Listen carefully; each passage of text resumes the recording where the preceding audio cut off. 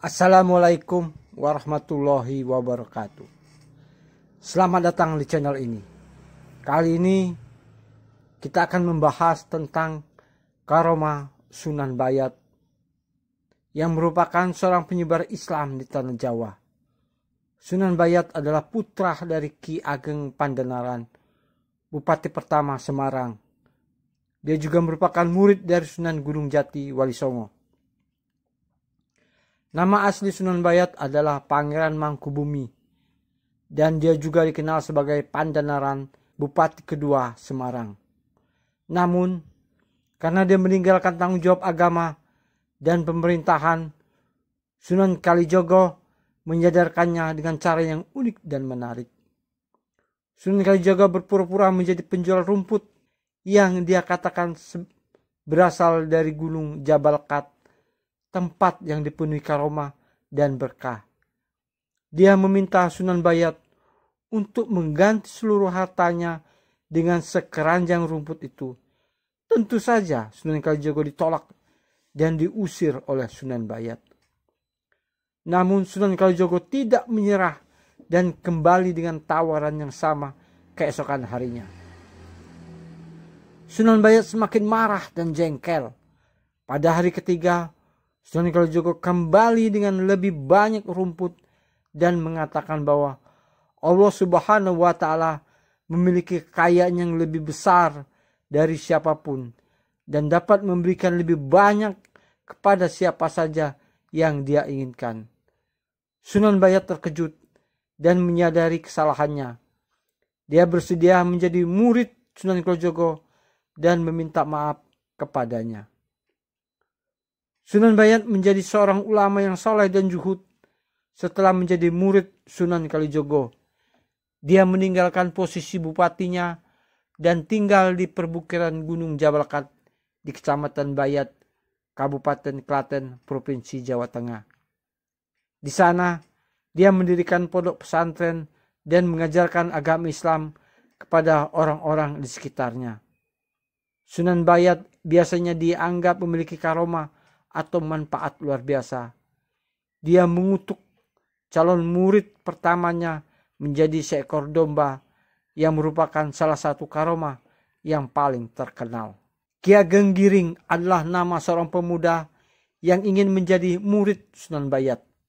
Namun, dia tidak benar-benar ingin belajar bela diri atau ilmu kanuragan.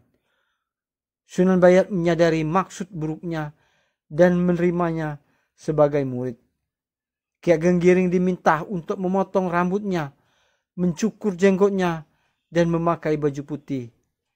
Dia, sang murid, melakukan tetapi hanya memotong beberapa rambut, mencukur beberapa jenggot, dan memakai baju putih yang kotor.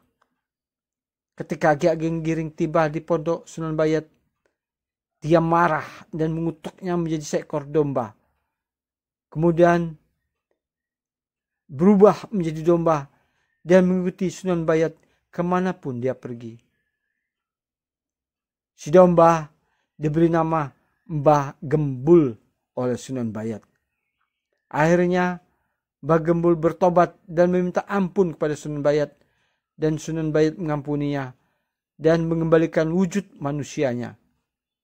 Meskipun demikian, Sunan Bayat memberinya syarat tambahan untuk menjadi muridnya.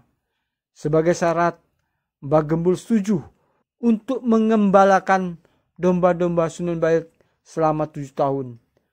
Dia melakukannya dengan sabar dan tulus. Setelah 7 tahun, Sunan Bayat mengajarkan tentang agama dan kesaktian. Setelah menjadi murid yang sangat dihormati oleh Sunan Bayat, Mbah Gembul diberi gelar Ki Ageng Giri II. Karomah lain Sunan Bayat adalah pembuatan sumur yang tidak pernah kering. Di dekat pohon Sunan Bayat tinggal seorang wanita tua yang disebut Mbah Ratu. Mbah Ratu adalah janda miskin yang tidak memiliki anak. Dia harus berjualan air dari sumurnya yang jauh dari rumahnya untuk bertahan hidup. Sunan Bayat meminta murid-muridnya membantu Mbah Ratu mengambil air dari sumurnya. Mereka mengambil air dari sumur Mbah Ratu dan membawanya ke rumahnya. Mbah Ratu sangat senang dan berterima kasih kepada Sunan Bayat.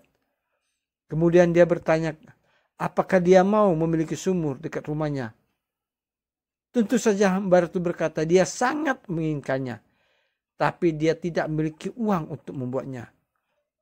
Sunan Bayat kemudian menyatakan bahwa dengan izin Allah Subhanahu wa Ta'ala, dia akan membuat sumur untuk Mbah Ratu. Lalu dia mengambil sebatang bambu dan menusukkan ke tanah di dekat rumah Mbah Ratu.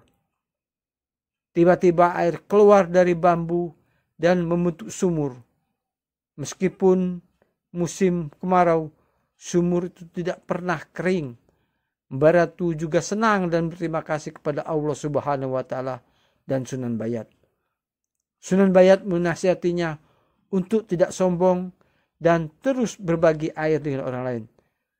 Setelah mengikuti nasihat Sunan Bayat, Mbah Ratu menjadi orang yang baik hati dan dermawan.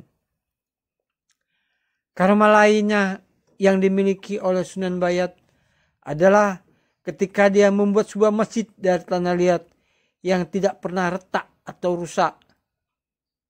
Dalam cerita itu, Prabu Brawijaya, seorang raja, ingin memeluk Islam, tapi dia ragu karena khawatir kehilangan tahta dan rakyatnya. Sunan Bayat kemudian datang ke kerajaan Prabu Brawijaya dan menawarkan untuk membuat sebuah masjid dari tanah liat untuk membuktikan bahwa Islam itu benar. Prabu Brawijaya menerima proposal tersebut dan memberikan jumlah tanah liat yang diminta Sunan Bayat. Sunan Bayat pun mulai membuat masjid dari tanah liat dengan bantuan murid-muridnya. Dan waktu singkat masjid pun selesai dibangun. Namun Prabu Brawijaya masih tidak percaya dan mengira bahwa masjid tersebut akan segera retak atau rusak karena terbuat dari tanah liat. Dia pun memerintahkan para prajuritnya untuk menghancurkan masjid tersebut dengan pedang, tombak, dan panah. Namun apa yang terjadi? Malah sebaliknya, pedang, tombak, dan panah yang mengenai masjid tersebut malah patah dan bengkok, sedangkan masjid tetap utuh dan kokoh. Prabu Wijaya pun terkejut dan akhirnya menyatakan dirinya masuk Islam. Dia pun memerintahkan rakyatnya untuk mengikuti jejaknya dan memeluk agama yang dibawa oleh Sunan Bayat, yaitu agama Islam. Itulah beberapa karomah Sunan Bayat yang saya ketahui. Semoga bermanfaat dan menambah wawasan kita tentang sejarah penyebaran agama Islam tanah Jawa. Jika Anda suka dengan video ini, jangan lupa untuk like, komen, dan subscribe. Terima kasih dan sampai jumpa di video selanjutnya. Wassalamualaikum warahmatullahi wabarakatuh.